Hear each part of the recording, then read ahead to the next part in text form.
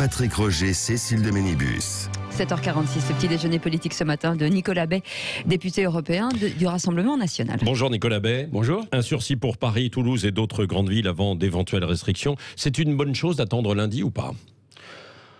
Oui, mais si c'est pour annoncer lundi des restrictions absolument majeures de liberté individuelle et puis faire de professions entières des boucs émissaires, je pense que c'est pas une bonne chose. On a un gouvernement qui se révèle totalement défaillant et qui fait subir ces défaillances à la population française, c'est-à-dire par exemple les jeunes, il prend des mesures. à des professions, par exemple les restaurateurs. Ouais. Mais attendez, Oui. ça fait maintenant plus de 7 mois que nous sommes en crise sanitaire. Il y a un peu plus de 7 mois, on a confiné la France, qui est une décision d'une terrible violence sur le plan des libertés individuelles et avec des conséquences économiques et sociales dramatiques. Parce qu'on voulait éviter la saturation du système hospitalier.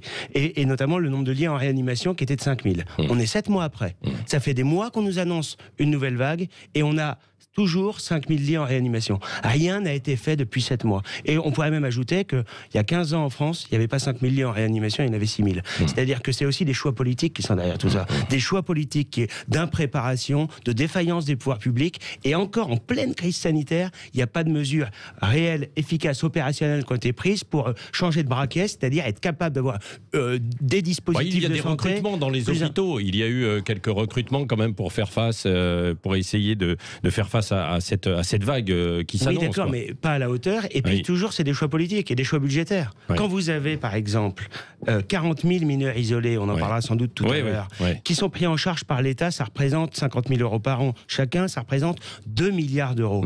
2 milliards d'euros, c'est ce que coûtent des dizaines de milliers de postes supplémentaires dans les hôpitaux. Donc entre la santé des Français et une offre hospitalière de qualité et l'immigration encore et toujours, il faut choisir. Ouais. Bon, alors Emmanuel Macron justement va être au Mureau aujourd'hui dans les Yvelines pour tenir un discours sur le communautarisme, qu'il appelle autrement, on va le voir dans un instant. Mais qu'est-ce que vous attendez, vous, comme priorité pour le futur projet de loi, puisqu'il y aurait visiblement un projet de loi? D'abord, moi j'attends rien d'Emmanuel Macron dans ce domaine, attendez, comme dans quand beaucoup même d'autres. sur des discours, il est président de la République. En réalité, il fait de la communication et il fait des lois pour donner l'illusion de l'action.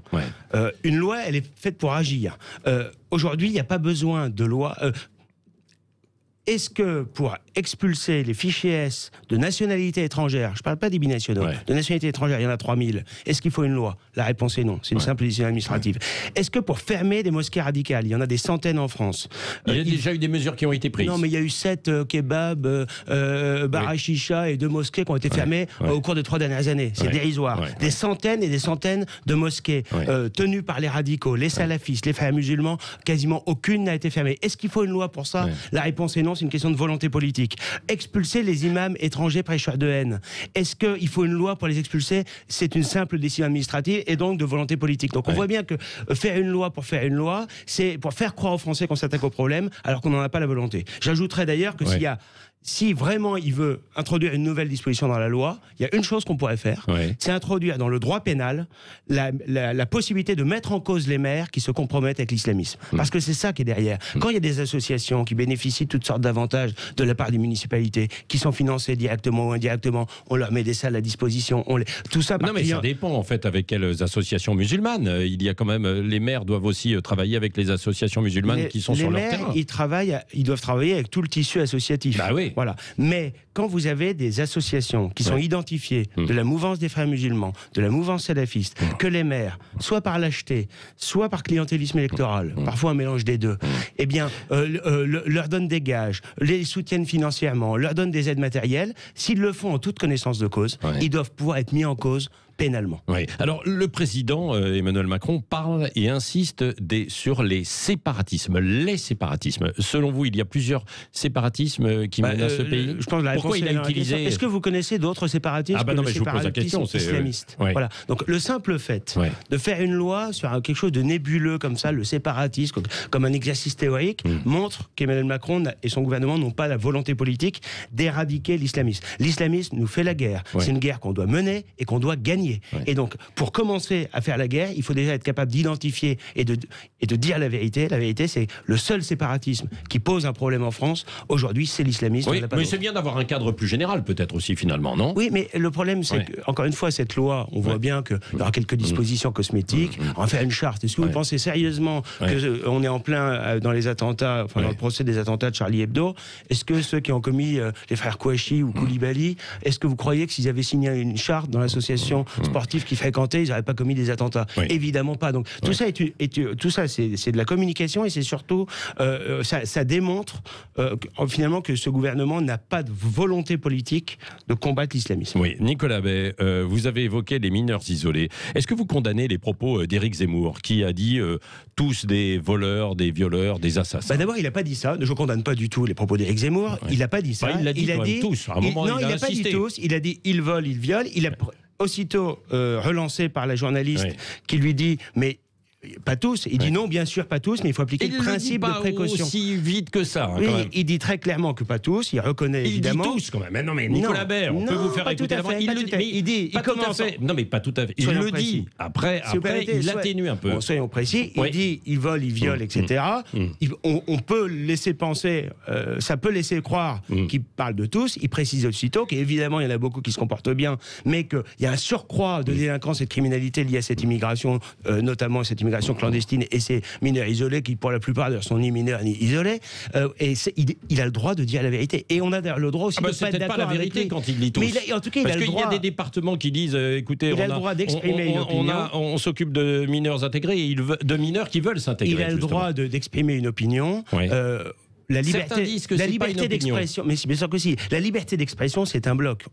Si on défend Charlie, eh bien, il faut défendre Zemmour. Moi, je suis Charlie et je suis Zemmour. Il a le droit de le dire. On a même le droit de ne pas être d'accord avec lui. Moi, je pense que quand il dit que l'immigration clandestine, l'anarchie migratoire provoque de la délinquance et de la criminalité en France, non seulement c'est vrai, mais c'est une évidence. Mais je conçois que d'autres puissent nier la réalité et dire que c'est faux. Mais en revanche, ce qui est insupportable, c'est quand quelqu'un dit ça, aujourd'hui, on dit on va le traîner devant les tribunaux. C'est-à-dire, en clair, il dit la vérité, il doit être exécuté. Alors, Nicolas Bay, est-ce que c'est une opinion ou est-ce que c'est un appel aussi, ce que disent certains, à la haine et même à du racisme? Mais évidemment pas. Il y a simplement un constat.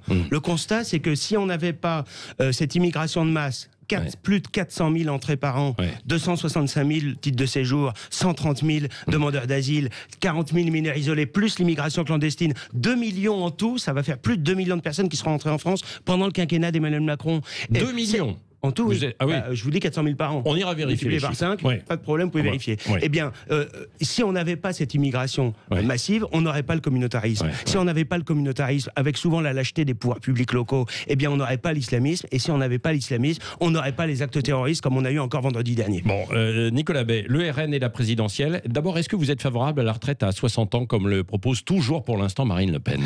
En réalité, le projet du Rassemblement national, c'est les 40 annuités. Aujourd'hui, l'âge d'entrée moyen sur le marché du travail, c'est 24 ans. Donc en réalité, quand on défend les 40 annuités, ça aboutit en pratique à une retraite à 64 ans. Donc ça mérite d'abord de nuancer. Ensuite, qu'on pose la question de la durée de cotisation pour équilibrer notre système. C'est légitime. Ce qui est insupportable, c'est de demander toujours les sacrifices aux mêmes. On demande aux Français, les classes populaires, les classes moyennes, de travailler plus longtemps, de payer plus d'impôts. Et puis à côté de ça, on voit qu'il y a des gens qui profitent. Et à la fois, il y a les profiteurs d'en haut et les profiteurs d'en bas. Si je vous suis quand même, vous n'êtes plus toujours aussi favorable à la retraite systématique à 60 ans. Écoutez, c'est quand même les annuités qui vont compter. On n'est pas dogmatique, on veut simplement préserver, préserver le système de retraite par répartition. Aujourd'hui, enfin, en tout cas, même s'il a été un peu mis de côté pour l'instant, le projet de la réforme d'Emmanuel Macron, ça a deux objectifs. Augmenter la durée de cotisation d'une part, et d'autre part, baisser le montant des pensions. Bon, est-ce qu'il y a une possible union des droites et quelle droite, Nicolas Bay?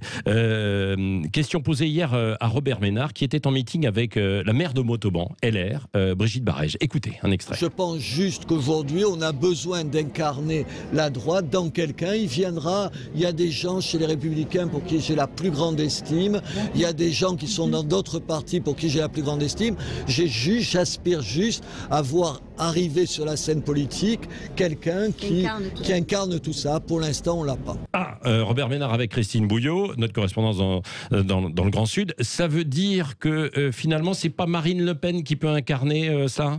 Je pense que Robert Ménard tombe un peu dans un écueil qui consiste à faire comme si la politique était un exercice théorique. C'est un exercice pratique. Oh bah non, mais il est très pratique, lui, il est sur le terrain. Attendez. Mais exactement, il devrait s'inspirer de ce qui se passe sur le terrain. Sur le terrain, il y a des actions communes. Louis Alliot à Perpignan s'est fait élire avec une équipe qui était composée aussi de personnes qui venaient un bon candidat à la présidentielle, Louis Alliot. Je ne crois pas qu'il le souhaite, en l'occurrence. Robert Ménard lui-même, c'est ce qu'il a fait. Il a fait le rassemblement dans sa ville. Bon, Marine Le Pen, à l'élection présidentielle, elle a évidemment cette responsabilité. Elle est la présidente du Rassemblement national, qui est non seulement la première, mais la seule vraie force d'opposition à Emmanuel Macron. Mais elle ne pourra pas s'allier avec d'autres droites. À la présidentielle, il n'y a qu'un candidat ou une candidate. Donc, par définition, vous ne faites pas des alliances ou des combinaisons politiques. En revanche, elle tend la main et nous tendons la main à tous les Français. Ouais. À tous les Français, et d'ailleurs pas seulement à ceux qui seraient, même si aujourd'hui c'est vrai, ils sont nombreux, les électeurs des Républicains, écœurés par le spectacle que donnent les Républicains. Christian Estrosi qui leur dit, en fait, notre feuille de route, c'est de se rallier aujourd'hui,